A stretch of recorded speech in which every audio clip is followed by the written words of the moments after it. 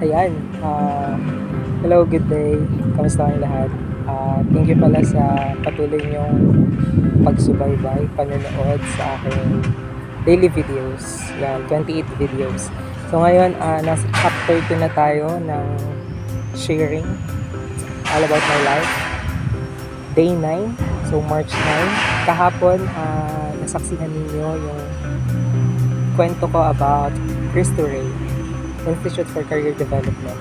Yung first school kung saan graduate ako ng Hotel and Restaurant Services. Kahapon, na-mention ko din yung mga hidden talents ko. And for today's video, i-share ko naman sa inyo yung about sa describing my titos and titas, both side, mother side and father side. So sila yung mga kapatid na magulang ko.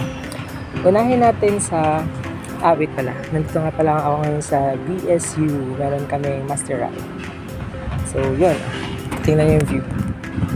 Relaxing. Kaunti lang yung napasok kasi nga Saturday. Kapag weekdays, maraming pumapasok dito. And then, nandito ako sa likod ng Jose Rizal building. So, yun. Going back to the topic. It's all about describing my titos and tita. Unahin natin sa side ni Mama. Tito June. Yan. Ang Tito June, nasa Laguna siya ngayon.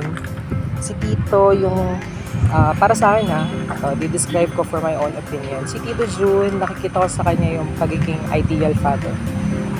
Ideal father, mabait siya pagdating sa pangangaral sa mga anak. Then matalino din. Matalino si Tito June. Ano pa? Si Tito Joel, yan. At Tito Joel, siya yung tito na stricto.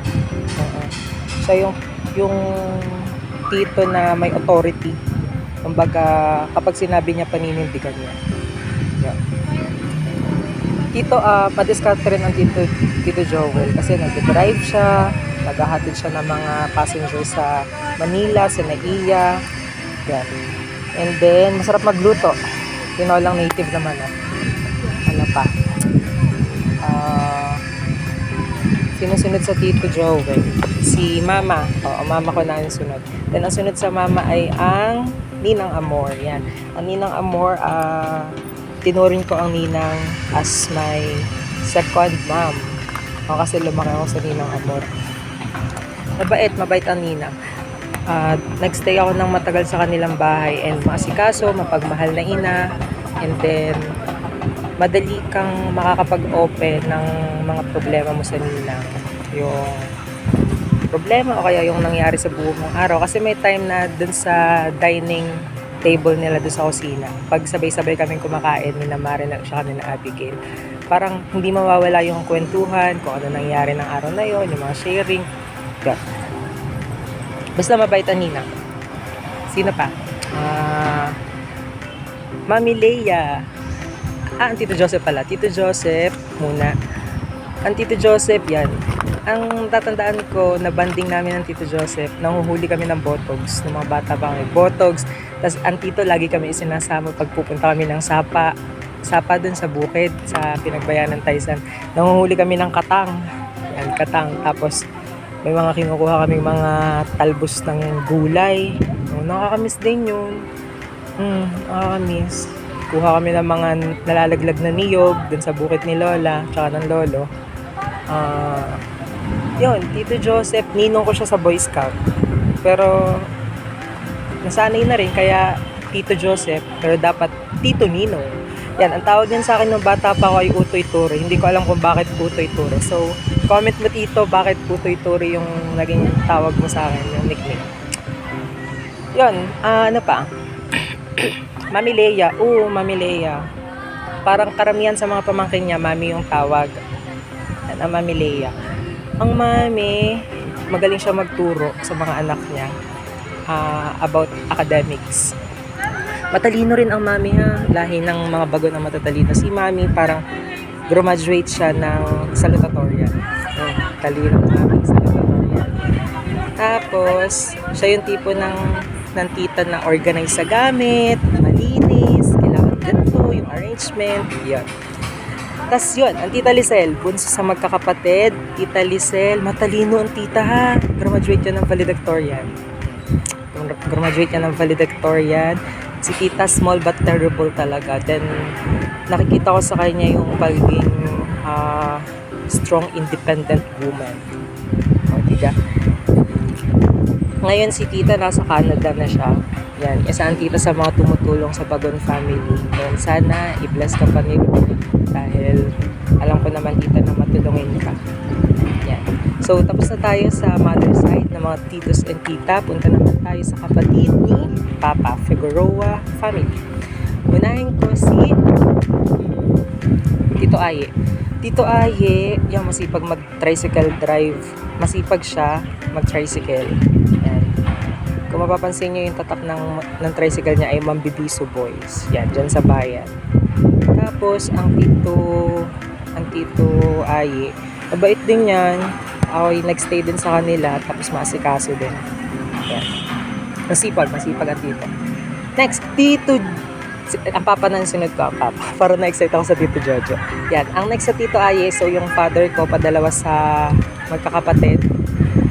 Ang Tito Jojo, yan, kung ang Ninang Amor ang aking itinuring as second mom, ang tinuring ko naman as second dad ay ang Tito Jojo. Ideal father ko talaga ang Tito Jojo. Parang every time na makikita niya ako sa bayan, nagta-tricycle din ang Tito Jojo. Color green naman yung tricycle niya. Every time na makikita ko ng Tito Jojo, gaganto yan. Sabi, maestro, kaya mo yan. Yun, kumbaga parang yung pangangamusta ng tito, yung pag-push niya na sana makapagtapos ako. Parang yun yung pinanghawakan ko na ang sarap sa feeling na merong nag-cheer sa'yo na you can do that, you can finish that, yung something like that. Basta ang bait ng Tito Jojo, tas maasikaso rin siya. Dumating nga yung time na sabi ko, sana ang Tito Jojo na lang yung papa ko. Yan, sinabi ko yun sa mga pinsan ko before and sinabi ko rin naman yun sa tito. Basta mabait, mahal na mahal ko yung Tito Jojo. Next, yun, sa magkakapatid pala ng papa, parang may pattern. 3 lalaki, mga panganay yun.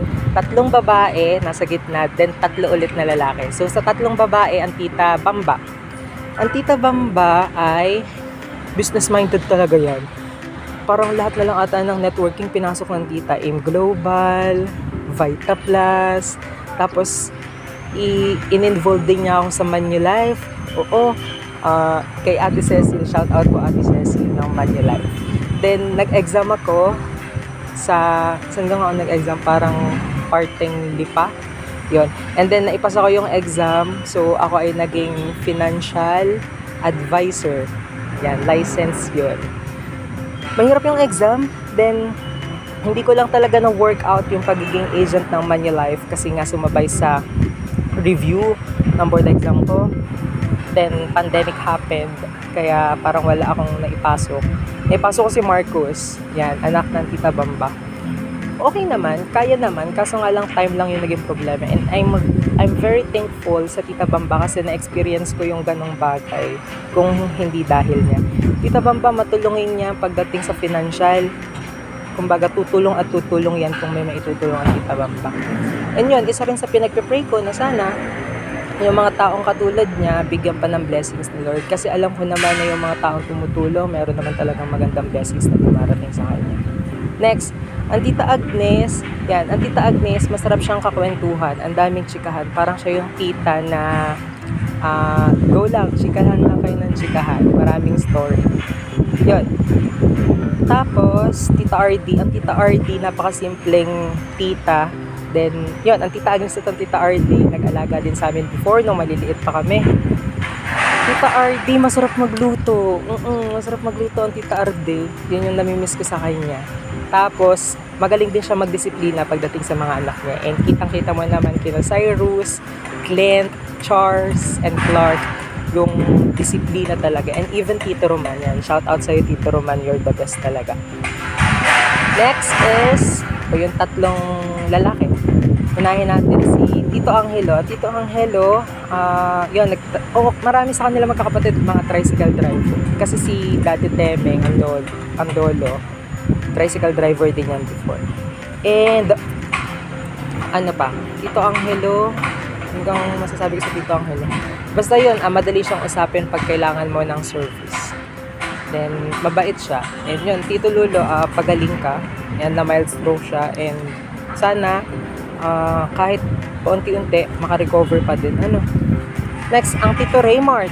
Ang Tito Raymart ay, ano bang ano sa Tito Raymart? Simple rin ang Tito Raymart masipag siya. Parang siya yung hinangaan ko pagdating sa pagtatrabaho sa Jollibee. Kasi siya yung unang nakilala ko na tito na nagtatrabaho sa Jollibee. Kumbaga parang isa ang Tito Raymart sa sinusundan ko yung stepping stone pagdating sa pagtatrabaho. And ngayon, ang dami na rin niya naging trabaho sa Innings. And ngayon, nasa Angel's Pizza siya. Yan. Sipag mo, Tito. And the last, Tito Apple. Yan, ang Tito Apple, mabait ang Tito. Parang siya yung kuya-kuyahan. Kasi hindi nagkakalayo yung age namin. Tito Apple, simple din. Mabait. Madali din siyang lapitan. Ano pa? Wala na akong masabi. Yun. So, yun yung mga tito-tita ko. So, yeah. Babalik na ako sa klase. May klase kami. Oras na. Yun. 10:55. So, may class kami ng 11 to 2 sa next subject namin. So, bye! See you tomorrow. Thank you. Thank you. Yo.